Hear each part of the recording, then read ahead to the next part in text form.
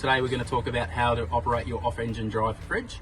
All off-engine drive fridges operate the same controller. So down here is where you're going to turn the fridge on and off and adjust any temperatures. So we'll have a look at this controller down here. Okay, so you need the engine turned on to operate this fridge. When your engine's turned on, simply press the on button and that'll provide power to the unit.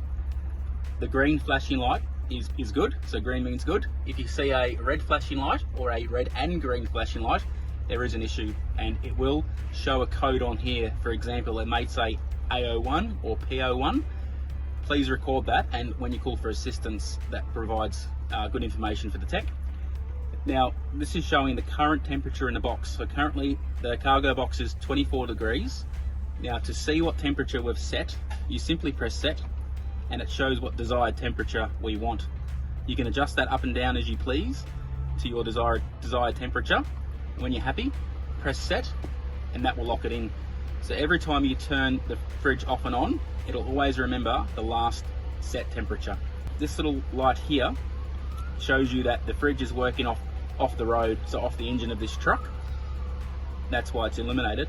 When you plug it into electric standby power or use the mains power, the little lightning bolt light will illuminate, meaning it's running off electric standby.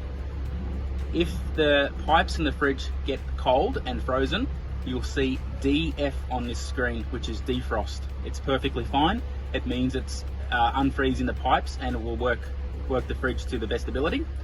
If you notice there is any dripping on your cargo and it is a very humid day, you can do a manual defrost by pressing this button, and that'll come up DF on here, and that'll also defrost the pipes.